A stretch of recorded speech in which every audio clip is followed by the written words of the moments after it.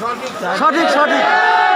আজকে এই এলাকায় আওয়ামী লীগ প্রতিষ্ঠিত হওয়ার পর থেকে সে দীর্ঘদিন ক্ষমতায় আছে। ক্ষমতায় থাকার পর এই দলের সিনিয়র পার্সন লিডারগুলিদেরকে সে ওরার বিরুদ্ধে যেই কথা বলতে চাইতো তাকে সে মারধর। এক পর্যায়ে এগুলো তো আছে। তারপরে সে চেয়ারম্যান হওয়ার পরে এই এলাকায় নারী লুবিতে নারী সংক্রান্ত যে ব্যাপারটা সেটা আমি বিস্তারিত বলতেছি, আপনার একটা ভালো মতো শুনেন। আমার একটা ছোট ভাই, খালাতো ভাই, সে দ্বিতীয় বিয়ে করে। আসলে ইসলামের আইন অনুযায়ী, ইসলামের শাসন অনুযায়ী দ্বিতীয় বিয়ে করা জায়েজ আছে কি না? দ্বিতীয় বিয়ে করা জায়েজ আছে, কিন্তু ওনার কাছে এই ভূষণ ছড়ায় যতটা দ্বিতীয় বিবাহ হয়েছে ওনার কাছে সালিশ আসতেই পারে। সেজন্য যেহেতু চেয়ারম্যান, ইউনিয়ন চেয়ারম্যান, সালিশ আসার পরে, বিচার আসার পরে সে ছলে হোক, বলে হোক, কলে হোক, সেই ছোটো স্ত্রীকে ডিভোর্স করাবে। ডিভোর্স করার পরবর্তী সময়টা সে তার হিংস্রতা দিয়ে, ছলে বলে, সেই যে হাসপাতালটা দেখলেন, হয়তো এরশাদ সিকদার সে ব্যবহার করতে বরফ কল, আর মামুন চেয়ারম্যান ব্যবহার করতে পরিত্যক্ত হাসপাতাল। একটা সাইড হলো আপনার চর্চার সেল, অন্য সাইড হলো রংমহল। আপনারা দেখেন তালা ভেঙে ওখানে আছে, খাট পালং যা লাগে সব কিছু আছে। মেয়েদের দোকানে নিয়ে যাইতো, নিয়ে যাওয়ার পরে মোবাইলে তার অপকর্ম ভিডিও করতো। ভিডিও করার পরে সে ভিডিও দেখা দিনের পর দিন, একের পর এক নির্যাতন, দর্শন, এগুলো কয়টা বলবো? আমার ছোটো ভাইয়ের স্ত্রী শিমু, বাবা মা হারা একটা মেয়ে, হয়তো স্বামীর হাত ধরে এখানে আসছে, হয়তো সে দ্বিতীয় বিয়ে করছে, এটা কিন্তু তার অপরাধ নয়। সেটাকে সে কাজে লাগিয়ে 10,000 টাকা আমার ছোটো ভাইয়ের কাছ থেকে নিয়ে ডিভোর্স করায়। সেই 10,000 টাকাও তার পকেটে রাখে। সে গাড়ি ভাড়াও নাই যে মেয়েটা এখান থেকে পালিয়ে যাবে। দিনের পরে দিন প্রায় 1 মাস এখানে রেখে দিয়ে সেই মেয়েটাকে একের পর এক নির্যাতন করছে। এখান থেকে করার পরেও লাস্ট পর্যায়ে মেয়েটার বাবা মা তো এমনিতেই নাই। এখন মেয়েটা আমার যেটা জানা মতে সে এখন পতিতালয়ে হয়ে আশ্রয় নিচ্ছে, কারণ তার সব কিছু ধ্বংস করে দিচ্ছে, সংসার ধ্বংস করে দিচ্ছে, টাকা পয়সা আসলে সব ধ্বংস করে দিচ্ছে। শিমু, এটা এলাকা সবাই জানে।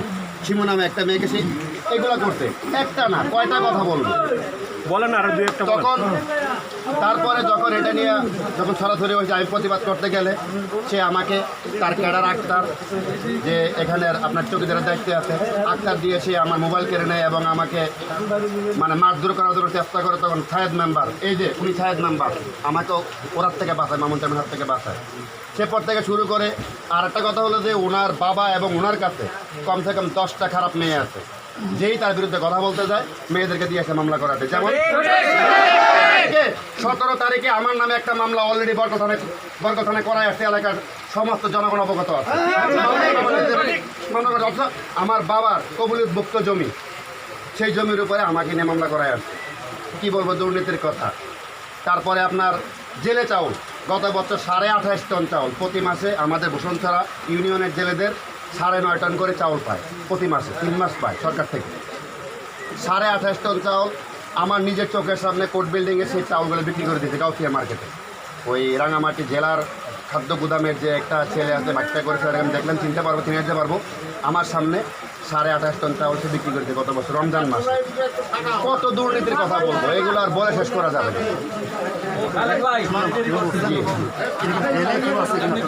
হ্যাঁ জেলে আছে, জেলে আছে, জেলে আছে। আসেন আসেন সামনে আসেন। হ্যাঁ জি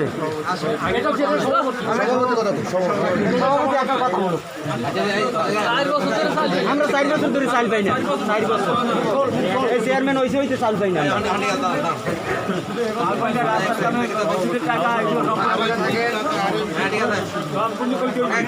আমি মোহাম্মদ বাবর আলী, সমিতির সভাপতি। আমি আজ বিগত 15 বছর ধরে জেলা সমিতির সভাপতি, কিন্তু আমাদের মামুন চেয়ারম্যান হওয়ার পরে আমরা কোনো জেলা সমিতির চাউল পাই নাই। আমাদের চাউলগুলো, সাধারণ জনগণের চাউলগুলো সম্পূর্ণ চুরি করে চৌর মেম্বারের সাথে করে নিয়ে চুরি করে বিক্রি করে ফেলাইছে এই মামুন চেয়ারম্যানের।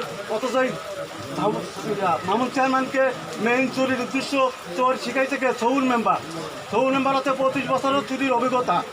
চৌর মেম্বার 25 বছর ধরে মেম্বার, কিন্তু মসজিদের টাকা, মাদ্রাসার টাকা সম্পূর্ণ আত্মসাৎ করছে এবং এই গত শুক্রবারে আমাদের কাছে পায়ে ধরে মাপ চাচ্ছে। কিন্তু আমরা ডিসি সাহেবের কাছে, তারপর দুর্নীতি দমনে, তারপর ডিওন সাহেবের কাছে আমি দরখাস্ত করছি, অভিযোগ করছি।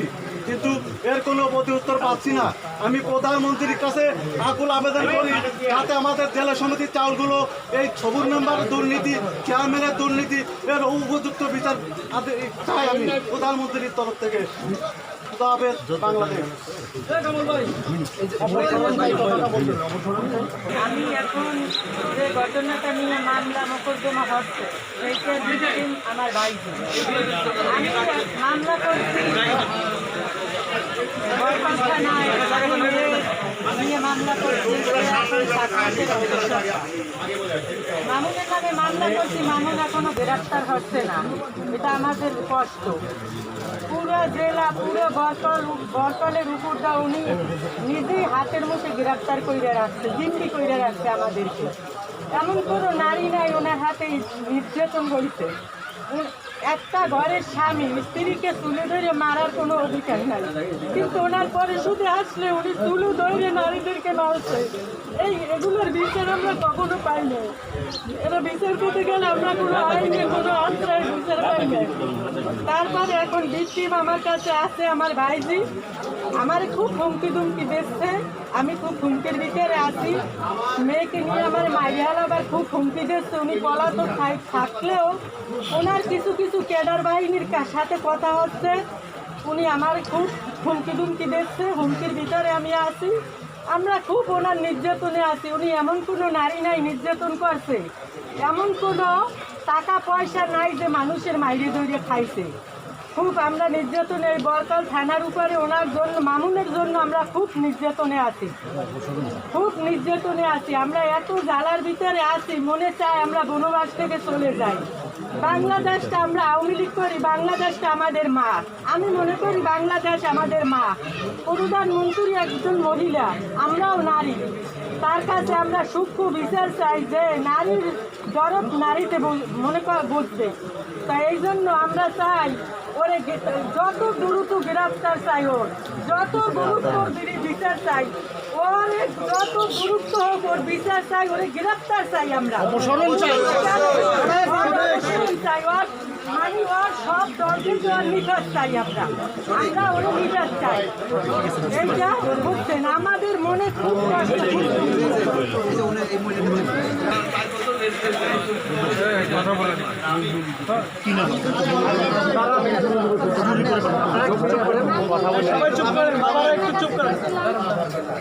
টাকা দিচ্ছি, টাকা দেওয়ার পরে কিসের জন্য টাকা দিচ্ছে? সোলারের জন্য টাকা দেওয়ার সাথে পরে আমি বলছি, মনে করেন যে ভাই সবাই সোলার দিচ্ছেন, আমারও তো সোলারটা দেয়। তো দিমু করে হেরা এবার পরে 5-6 মাস গেছে। দেওয়ার পরে হঠাৎ করে 5,000 টাকা দিচ্ছে। 5,000 টাকা দেওয়ার পরে তখন আমি বললাম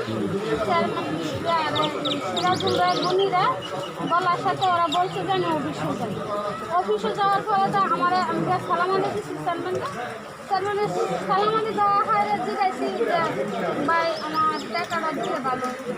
কিসের টাকা? আমি তো ওই সোলারের টাকাটা দিয়েছিলাম আপনার কাছে। তো সিরাজুল তারা বলছে যে টাকাটা আপনার অফিসে আইলে টাকাটা দিয়ে দিবে। তো ওরা কী করছে, চেয়ারম্যানের সাথে সাথে বলার সাথে সাথে চেয়ারম্যান ঘুরতে আহেরা আমার 2 গালে 2টা থাপ্পড় মারার সাথে সাথে আমি উঠতে আবার বলছি যে ভাই আপনার কাছে তো আমি আমার কোনো খারাপ কথা করি নাই, আমি টাকা ডিস্ট্রিবিউটে আপনার কাছে টাকা চাইছি। তখন মনে করেন যে টাকাটা চাওয়া তো মনে অন্যায় হয় না। হ্যাঁ, বেদব মহিলা তো এখানেই মনে করেন যে আমার 2টা থাপ্পড় মাসি থাপ্পড় 2টা মায়ের দেখায় দেয়। আমি উঠতে আবার দাঁড়ায় ওই কথাটাই বলছি। বলার সাথে সাথে আমার দাঁড়ার থেকে মনে করেন যে চেয়ারের থেকে উঠতে আয়া খাই দেয়া আমার তো একটা অল্প ধরে একটা লাঠি দেওয়ার সাথে সাথে মনে করেন যে আমি 5 মাইল ঘন্টা পড়ে গেছি। আবার উঠছি, এনে আরও 2-3 জন পুরুষ আসছিল, পুরুষটিকে আমি চিনি না। তারপরে তো পুরুষটি ফিরাইছে, ফিরানি পরে তখন মনে করেন যে ও আমার এবারে লাঠি মাইরা বাদে মানে বার করে দিয়ে বলতেছে যে তুই কারোর সাথে বলতে পারবি না। বলতে পারবি না, আমি আইসে আমার স্বামীকে বললাম। আমার স্বামীকে বলার সাথে সাথে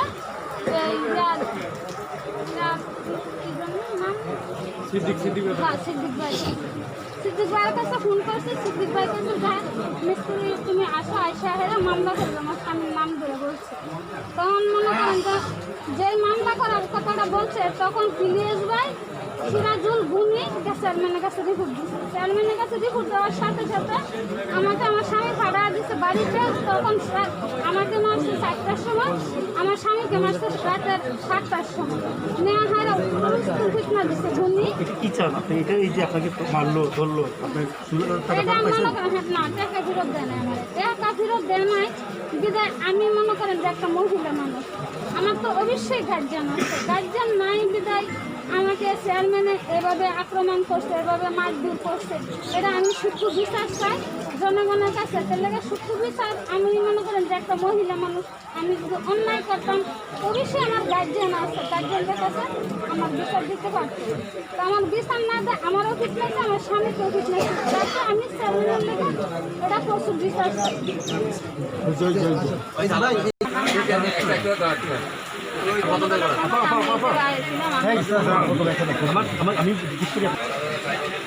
আমি আপনার জমিতে জোরে জোরে আমার জমির আমি সময় এই জায়গায় ছিলাম পর আমার একটা ফ্যামিলির মধ্যে আমরা 8জন ফ্যামিলির মধ্যে যে মাত্র 2জন ফ্যামিলি বাচ্চা আমার স্বামী ধরেন 12 পাতলা খাতায় হয়ে দেয়া ওই বিটিআর অফিসাররা হারানো ওই লঞ্চে করে দিয়েছে। লঞ্চে করে দেওয়ার পর আমি ঢাকার বাড়ি যাই, বালু টঞ্চে ইট নিয়ে আমি স্বামী নিয়ে মাইকলা নিয়ে খাই। এরপর আমি জানি যে আমার জমি ফিরে গেছে, আমি পলিশ কাছে আমার জমি আছে, আমি আবার আমি আই আমার জমিতে যাই একটা গরুডিনে দেয়। আমি জমি গেলে আমি গিয়েছি গরু দিয়েছি, আর আমার কইছে যে আপনি জায়গায় গরু দিতে পারবেন না, জমি আনতে চাই জমি নেই, আর জমি আমার কে বলছে না কে বলছে কইছে ইসার বউ ওই ইচারা ইসাকে ইসা তো শুনবে এরা কইছে। এরপরে করার পর এরপর আমি কইছি কে আমার জমিতে আমি গরু রমি কেন আমার জমি আমরা এখন উমান্যাও না দল করতেও না, আমরা কাটদারও না, আমরা জমি কিনে রাখছি। আচ্ছা আমি আপনি বলেন চেয়ারম্যানের কি এটা বলেন, মেইন কথাটা বলেন, এগুলো শোনার সময় নেই আমাদের। এরপর আমি চেহানমানের দ্বারে আইছি, এই মেইন কথা বলেন না। চেহানমানের দ্বারে পড়ালে তো নাই সে না মামুন চেহানমানের দ্বারে আইছি। মামুন চেহানমান হে সই দেয় না, সই না দেওয়ার পর আমি মহিলার নাম তুলে আবার জমি এরপর যাই যান চেহানমানের হাতে সই হয় আমার কাগজ। আমি সেই পরদিন আবার আই আমি কই যে আপনি আমার এটা কি সই দেন নাই তুলে তার দ্বারে আমার কাগজ এক কপি জমা রয়েছে, 200 টাকা জমা রয়েছে, কিন্তু সই দেয় না, সই না দেওয়া নেই। এরপর আমি হ্যাঁ পরদিন আবার আইসি পর আপনি তো সই দিলেন না, ভুলে মনে হয় সই দেন না। এবার সই দেবে, সই দেওয়ার পর তার অফিসে করছে, অফিসে দেওয়ার পর হ্যাঁ কইতে আছে জমি আমি দেখতে পারি, জমির আড়ানি যদি দিয়ে দিতে পারো তাহলে আমি জমি দেখতে পারি। মানে আমি কইতে আছি যে 24% জমি এতক্ষণ হারে দিয়ে হলে আমি আবার কেমন কয় না হ্যাঁ জানি না তুমি আড়ানি দিয়ে দেবো, আড়ানি যদি দিয়ে দেবো আড়ানির টাকা আমি দিয়ে দিব। আমি কইছি না আমার জমির টাকার দরকার না, আমার জমা জমি নেই, আমি দেখা পাই বালু টেনে খাই ইট ভেঙে খাই, আমার খাওয়ার জায়গা নেই, আমি জমি খাওয়ার স্থান আছে আমি এইখানে সাহেব কইছে যাও, তাই যদি না দাও অর্ধা বাঘ না দাও ফেলে তুমি যাও। এই আমি গেলাম, যাওয়ার পর এরপর ইসিয়া আর ওই আউলিয়া খোলা আর এই শুক্রবার একদিন শুক্রবার বিয়ে বেনে একটা ছবি তোলার পর এরপর মেম্বারের দ্বারে আইসি, আমাকে ওই মেম্বারের দ্বারে আইসবো কি মেম্বার জানি রুলমিন মেম্বার দ্বারা আইসি। রুলমিন মেম্বার জিজ্ঞেসে কি তোমার কি আমার ঘর চুরি হয়েছে। আচ্ছা তোমার ঘর চুরি হয়েছে 50,000 টাকা নেছে, কিসে কয় কি আছে 50,000 টাকা নেছে, 10 বস্তা ধান নেছে, আর খন্ডকানোর অভাব না সেগুলো রয়েছে। এখন মেম্বারে জিজ্ঞেসেন তোমার সন্ধ্যায় কাজ কয় সন্ধ্যায় কাজের হে পারলে লইয়েছি দেখেন না হে বলে চুরি করে। এরপর আবার আইলাম চেয়ারম্যান দ্বারা এই কইছে দেখেন এরম এরম চেয়ারম্যান এরম এরম তো কয় আমার স্বামী বান উঠে হারাইছে, এরপরে খাইয়ে না খাইয়ে হেনে খাই চেয়ারম্যান কি বলছে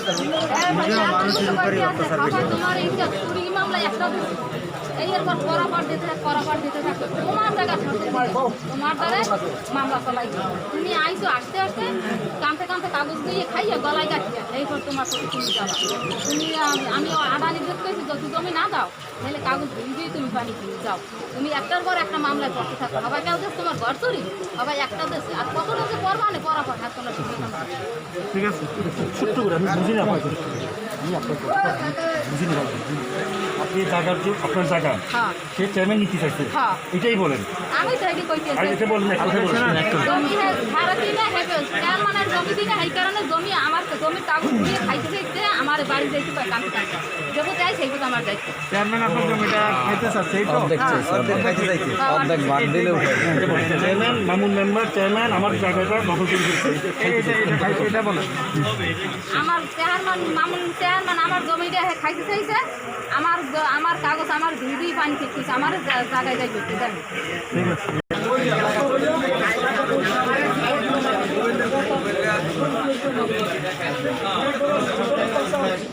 ঘরেরা মনে সদর হতো বেছেন এত বছর আমি গেছি আমার দাম আর চলেছি আমি আমার একটা নাতি দিয়ে বলি আমি চাকরি করবো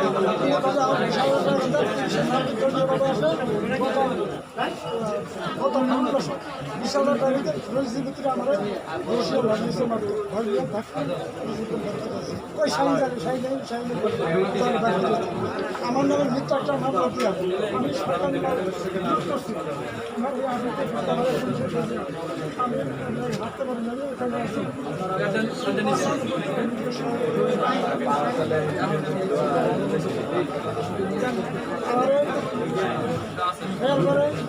আমি পেছনে গেছি আমার কি কারণে গেছিল আমার বসে আমার ডাক পেয়েছে আমার দেখো দুর্নীতি উনি দেখেন বাড়ি একটা বাড়ি এই রাস্তাঘাট সমস্ত রাস্তা সবার ওনার বিপুল বিচার আমি সভাপতি বিশ্বাস নেই আমার কাছে টাকা দিতে 20,000 আমার শাড়ি জানে। আচ্ছা ঠিক আছে, মেম্বার বর্তমান মেম্বার মোহাম্মদ আবু শেখ এবং আমি আওয়ামী লীগের আসলে আমরা আজকে 4 বছর ধরে ইউনিয়ন পরিষদের দায়িত্বে ছিলাম। মামুন চেয়ারম্যানের সাথে আমরা একসাথে পরিষদ চালাইছি, তবে ওনার কার্যকলাপে আমরাও সন্তুষ্ট না, এলাকার লোকজনও সন্তুষ্ট না এবং উনি যুবলীগের সভাপতি ছিল, ওইখান থেকে পরিষ্কার হয়েছে। আমার এই ইউনিয়ন আওয়ামী লীগে উনি বর্তমান সদস্য আছে, সেটা আমি জেলায় আবেদন জানাইছি। সব কর্মকাণ্ড থেকে উনি যাতে অপসার হয়, আমাদের এইটাই দাবি, আমরা এটাই চাইছি। দুর্নীতি করছে কিনা আপনি জিজ্ঞেস করে আপনার পরিচয়টা পেয়ে দেবেন। মূলত চেয়ারম্যান সাহেব আপনার সাথে ছিল, কত বছর থেকে ছিল এটা বলবেন, এরপরে উনি কী করছেন, কী কারণে আপনি এখানে আসছেন, এখানে মানুষ কেন আসছে, এটা একটু ব্যাপার।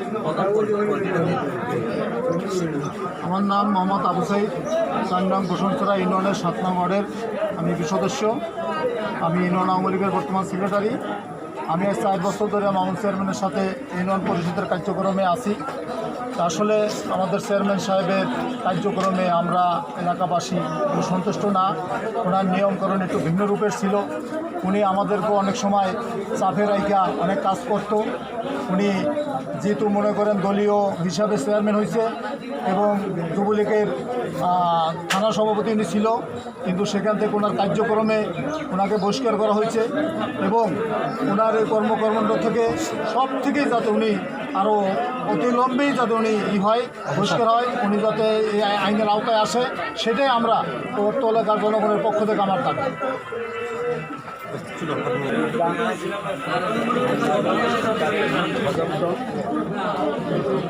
আমি বিগত এই ইউনিয়নকে স্বাবলম্বী করার জন্য আমার নিজের শ্রমের ইনকাম পয়সা দিয়ে 20 থেকে 25 লক্ষ টাকার উন্নয়নমূলক কাজ করি।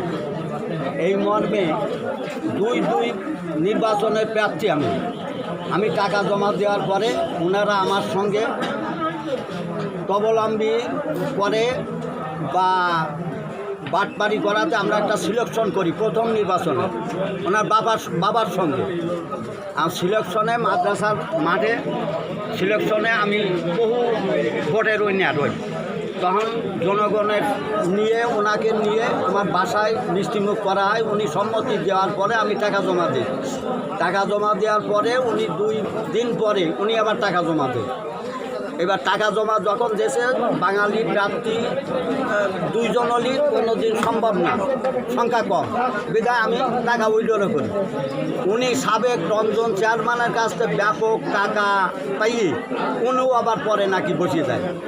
তখন আর নির্বাচনের কোনো মানে পদ্ধতি আর করার সুযোগ হয় নাই।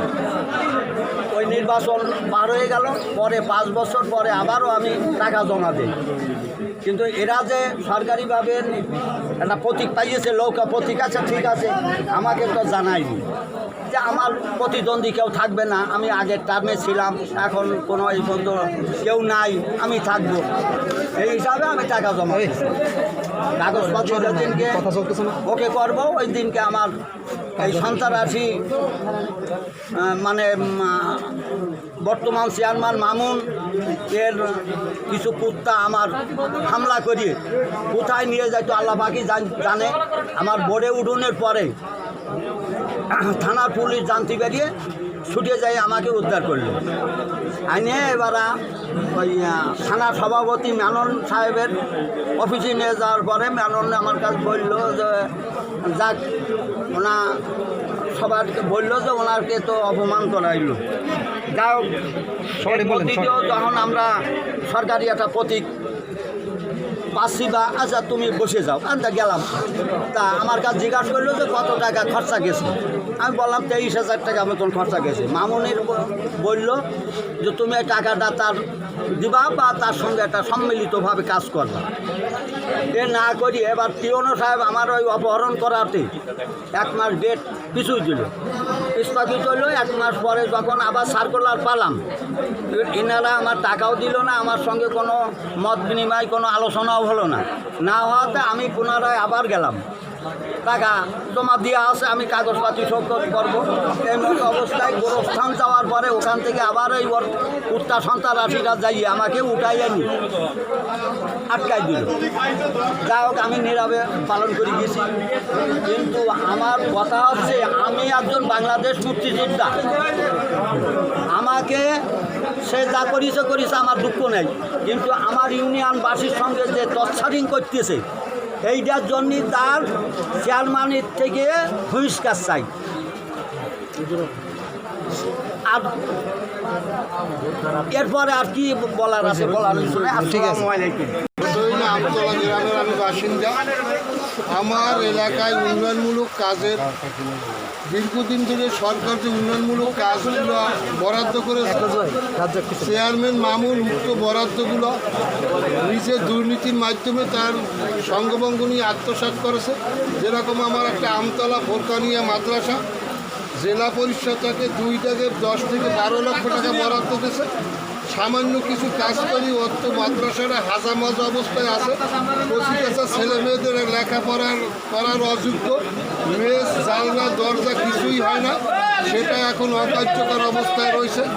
মাদ্রাসার সামনে একটা নদী সংলগ্ন রাস্তা একেবারেই কাজ করে না, পুরো বরাদ্দটাই সে দুর্নীতির মাধ্যমে আত্মসাৎ করছে।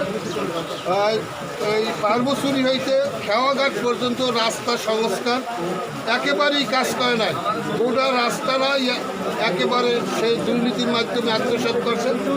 এবং ধনুরবাগ মসজিদ হইতে হরিণা বাজার পর্যন্ত পাহাড়ি একটা রাস্তা 2 লক্ষ টাকা সরকারের বরাদ্দ, 2 টাকারও কাজ করে না।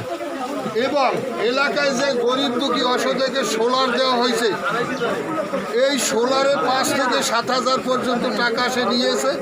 কোনো অসহায় গরিব দুঃখীকে সোলার একেবারেই দেয় নাই। কেউ সোলারের টাকা চাইতে গেলে অসহায় নারী, অসহায় মানুষকে সে মারধর করছে।